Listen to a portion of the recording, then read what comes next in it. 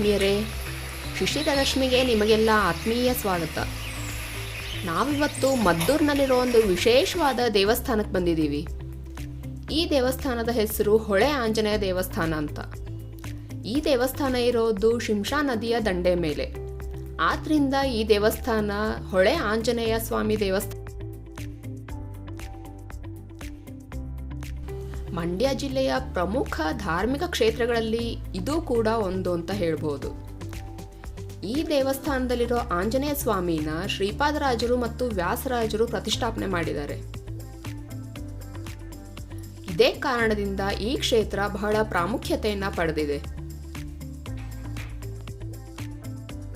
ಶ್ರೀಪಾದರಾಜರು ವ್ಯಾಸರಾಜರ ಗುರುಗಳು. ಗುರು ಶಿಷ್ಯರು ಸೇರಿ ಪ್ರತಿಷ್ಠಾಪನೆ ಮಾಡಿರೋ ಆಂಜನೇಯನ ವಿಗ್ರಹ ಇದು.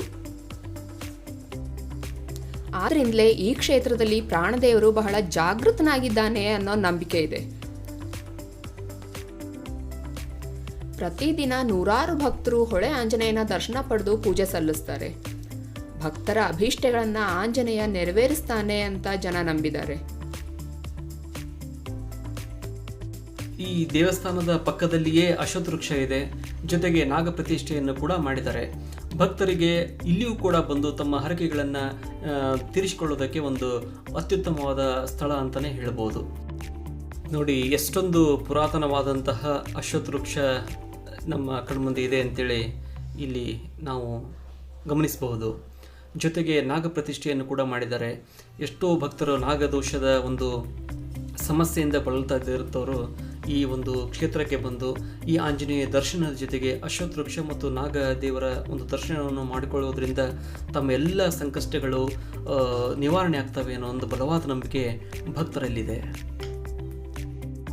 ಬಹಳಷ್ಟು ಸುಂದರವಾದ ಪ್ರಕೃತಿಯ ಮಡಿಲಲ್ಲಿ ಈ ಒಂದು ದೇವಸ್ಥಾನ ಇರೋದು ನಿಜಕ್ಕೂ ಕೂಡ ಮನಸ್ಸಿಗೆ ಬಹಳಷ್ಟು ಸಂತೋಷವನ್ನು ಕೊಡುತ್ತೆ.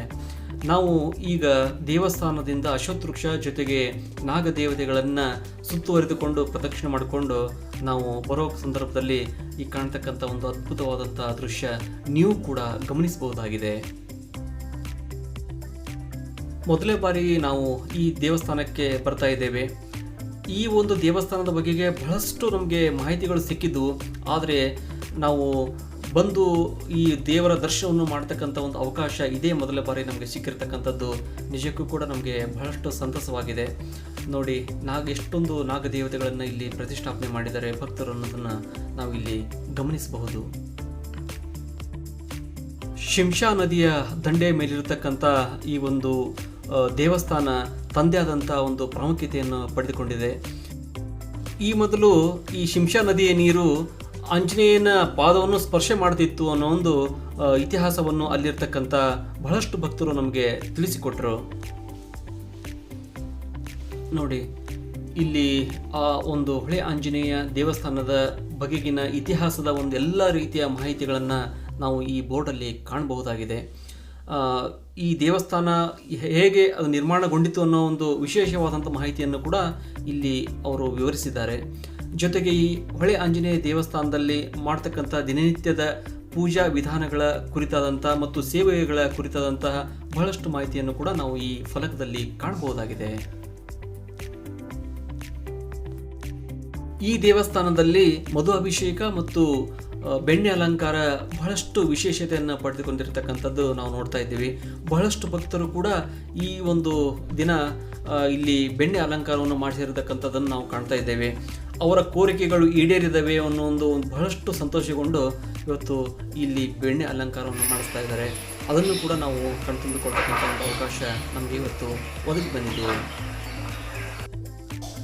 ಬನ್ನಿ ಆತ್ಮೀಯರೇ, ನಾವಿವತ್ತು ಈ ವಿಶೇಷವಾದ ಹೊಳೆ ಆಂಜನೇಯನ ದರ್ಶನ ಮಾಡೋಣ.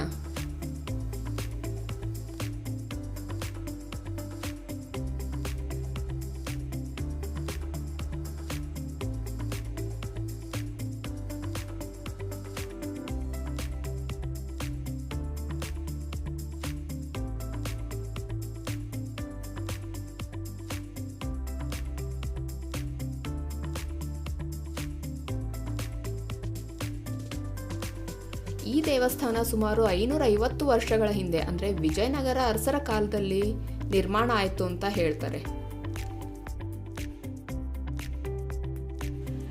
ಈ ದೇವಸ್ಥಾನ ಸುಮಾರು 550 ವರ್ಷಗಳ ಹಿಂದೆ ಅಂದರೆ ವಿಜಯನಗರ ಅರಸರ ಕಾಲದಲ್ಲಿ ನಿರ್ಮಾಣ ಆಯಿತು ಅಂತ ಹೇಳ್ತಾರೆ. ಇಲ್ಲಿನ ಆಂಜನೇಯನ ವಿಗ್ರಹ ಬಹಳ ಆಕರ್ಷಕವಾಗಿದೆ, ಅಲ್ಲದೆ ತುಂಬ ವಿಶೇಷವಾಗಿದೆ. ಆಂಜನೇಯ 3 ಅವತಾರಗಳನ್ನು ತಾಳ್ದ ಅಂತ ಹೇಳ್ತಾರೆ. ರಾಮಾಯಣ ಕಾಲದಲ್ಲಿ ಹನುಮಂತನಾಗಿ, ಮಹಾಭಾರತ ಕಾಲದಲ್ಲಿ ಭೀಮಸೇನನಾಗಿ, ಮತ್ತು ಕಲಿಯುಗದಲ್ಲಿ ಮಧ್ವಾಚಾರ್ಯರಾಗಿ ಹನುಮಂತ ಅವತಾರ ತಾಳಿದ ಅಂತ ಹೇಳಲಾಗುತ್ತೆ. ಈ 3 ಅವತಾರಗಳನ್ನು ಒಟ್ಟಿಗೆ ಪ್ರತಿಪಾದಿಸುವಂಥ ವಿಗ್ರಹ ಇದಾಗಿದೆ ಅಂತ ಹೇಳಲಾಗುತ್ತೆ.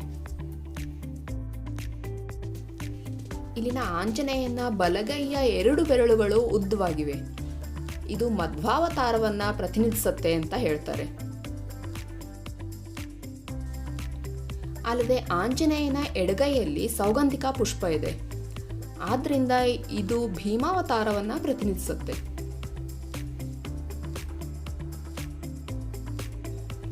ಆಂಜನೇಯನ ತಲೆಯ ಭಾಗದಲ್ಲಿ ಸೂರ್ಯ ಚಂದ್ರ ಇದ್ದಾರೆ. ಇದು ಶ್ರೀಪಾದರಾಜರು ಪ್ರತಿಷ್ಠಾಪನೆ ಮಾಡಿರೋ ಆಂಜನೇಯನ ಸಂಕೇತ ಅಂತ ಹೇಳ್ಬೋದು. ಇನ್ನು ಬಾಲದ ತುದಿಯಲ್ಲಿ ಗಂಟೆ ಇರೋದ್ರಿಂದ ಇದು ವ್ಯಾಸರಾಜರು ಪ್ರತಿಷ್ಠಾಪನೆ ಮಾಡಿರೋಂಥ ಸಂಕೇತ ಅಂತ ಹೇಳ್ಬೋದು. ಇಲ್ಲಿ ಗುರು ಶಿಷ್ಯರು ಒಟ್ಟಿಗೆ ಒಂದು ವಿಗ್ರಹನ ಪ್ರತಿಷ್ಠಾಪನೆ ಮಾಡಿರೋದಂತೂ ತುಂಬ ವಿಶಿಷ್ಟವಾದದ್ದು. ನೋಡಿ ಆತ್ಮೀಯರೇ, ಈಗ ಈ ಮೂಲ ವಿಗ್ರಹಕ್ಕೆ ಅಭಿಷೇಕ ನಡೀತಾ ಇದೆ. ಇದೇ ಸಂದರ್ಭದಲ್ಲಿ ನಾವು ಈ ವಿಗ್ರಹವನ್ನು ಸಂಪೂರ್ಣವಾಗಿ ಕಣ್ತುಂಬಿಕೊಳ್ಬಹುದು. ಈ ವಿಗ್ರಹದಲ್ಲಿರೋ ವಿಶೇಷತೆಗಳನ್ನು ನಾವು ಪರಿಪೂರ್ಣವಾಗಿ ಗಮನಿಸಬಹುದು. ಆಂಜನೇಯನಿಗೆ ಮಧು ಅಭಿಷೇಕ ಮಾಡಿಸೋದ್ರಿಂದ ನಮ್ಮ ಕಷ್ಟಗಳೆಲ್ಲ ಪರಿಹಾರ ಆಗತ್ತೆ, ನಮ್ಮ ಇಷ್ಟಾರ್ಥಗಳೆಲ್ಲ ಫಲಿಸುತ್ತೆ ಅನ್ನೋ ನಂಬಿಕೆ ಇದೆ. ಬನ್ನಿ ಆತ್ಮೀಯರೇ, ಈಗ ಇಲ್ಲಿ ಅರ್ಚಕರು ಆಂಜನೇಯನಿಗೆ ವಿಶೇಷವಾಗಿ ಮಧು ಅಭಿಷೇಕ ಮಾಡ್ತಾ ಇದ್ದಾರೆ. ಈ ಮಧು ಅಭಿಷೇಕವನ್ನು ನಾವು ಕೂಡ ಕಣ್ತುಂಬ ನೋಡೋಣ. ಹಾಗೆ ಇನ್ನೊಂದು ವಿಷಯ ಆತ್ಮೀಯರೇ, ಇಲ್ಲಿಗೆ ಬರೋ ಭಕ್ತರು ಕೈಯಲ್ಲಿ ₹1.25 ಇಟ್ಕೊಂಡು ಹರಕೆ ಕಟ್ಕೊಂಡು ಆಂಜನೇಯನಿಗೆ 5 ಪ್ರದಕ್ಷಿಣೆ ಹಾಕಿ ನಮಸ್ಕಾರ ಮಾಡಿದ್ರೆ ಅಂದ್ಕೊಂಡಿರೋ ಕಾರ್ಯಗಳು ನೆರವೇರುತ್ತೆ ಅಂತ ಹೇಳ್ತಾರೆ. ಪ್ರದಕ್ಷಿಣೆ ನಮಸ್ಕಾರದ ನಂತರ ಆ ದುಡ್ಡನ್ನ ದೇವರು ಹೀಗೆ ಮಾಡೋದ್ರಿಂದ ಮದುವೆಗೆ ಇರೋ ಅಡ್ಡಿಗಳು, ಆತಂಕಗಳು ನಿವಾರಣೆ ಆಗುತ್ತೆ. ಮಕ್ಕಳಿಲ್ಲದೆ ಇರೋರಿಗೆ ಸಂತಾನ ಭಾಗ್ಯ ಲಭಿಸುತ್ತೆ. ಜೊತೆಗೆ ಹಣಕಾಸಿನ ವ್ಯಾಜ್ಯಗಳೇನಾದರೂ ಇದ್ದರೆ ಅದು ಕೂಡ ಬಗೆಹರಿಯುತ್ತೆ ಅಂತ ಹೇಳ್ತಾರೆ. ಆದ್ದರಿಂದ ಹೆಚ್ಚಿನ ಜನ ಇಲ್ಲಿಗೆ ಬಂದು ಆಂಜನೇಯ ಸ್ವಾಮಿಗೆ ಪೂಜೆ ಸಲ್ಲಿಸಿ ಈ ರೀತಿ ಹರಕೆ ಕಟ್ಕೊಂಡು ನಮಸ್ಕಾರ ಮಾಡಿ ಹೋಗ್ತಾರೆ.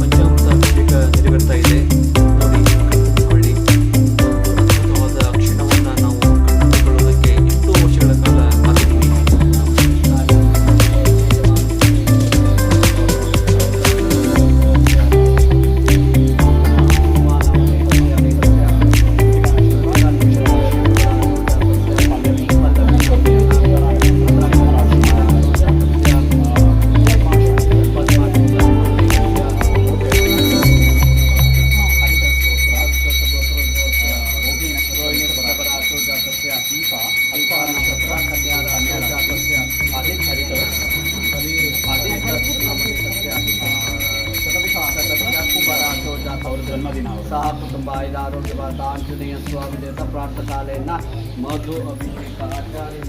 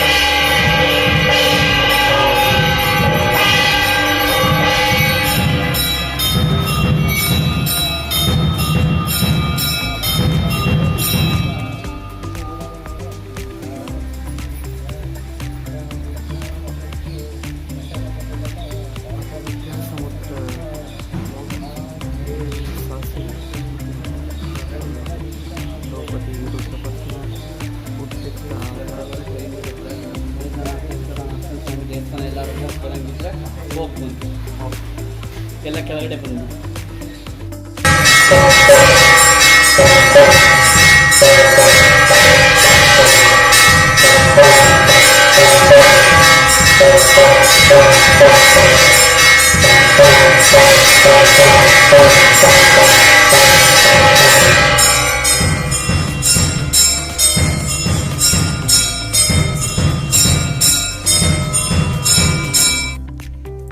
ನೋಡಿದ್ರಲ್ಲ ಆತ್ಮೀಯರೇ, ಇವತ್ತು ಸಂಪೂರ್ಣವಾಗಿ ಆಂಜನೇಯನ ಅಭಿಷೇಕ ಪೂಜೆನ ನೋಡಿ ನಮಗಂತೂ ತುಂಬಾ ಖುಷಿ ಆಯಿತು. ಈ ದೇವಸ್ಥಾನದ ಹಿಂಭಾಗದಲ್ಲಿ ವರಪ್ರದ ಶ್ರೀನಿವಾಸ ದೇವರ ದೇವಸ್ಥಾನ ಮತ್ತು ಅದರ ಪಕ್ಕದಲ್ಲಿ ದಾಸರ ಪ್ರತಿಮೆಗಳು ಕೂಡ ಇದೆ. ಇದರ ವಿಡಿಯೋನ ನಾವು ಮುಂದಿನ ಭಾಗದಲ್ಲಿ ನಿಮಗೆ ತೋರಿಸ್ತೀವಿ. ಈ ವಿಡಿಯೋ ನಿಮಗೆ ಇಷ್ಟ ಆಗಿದ್ರೆ ಈ ವಿಡಿಯೋನ ಲೈಕ್ ಮಾಡಿ, ಶೇರ್ ಮಾಡಿ. ಹಾಗೆ ನೀವು ಇನ್ನೂ ನಮ್ಮ ಚಾನಲ್ನ ಸಬ್ಸ್ಕ್ರೈಬ್ ಮಾಡಿಲ್ಲ ಅಂದರೆ ಸಬ್ಸ್ಕ್ರೈಬ್ ಮಾಡಿ, ಸಪೋರ್ಟ್ ಮಾಡಿ. ಮುಂದಿನ ವಿಡಿಯೋಲಿ ಮತ್ತೆ ಸಿಗೋಣ ಆತ್ಮೀಯರೇ. Thank you.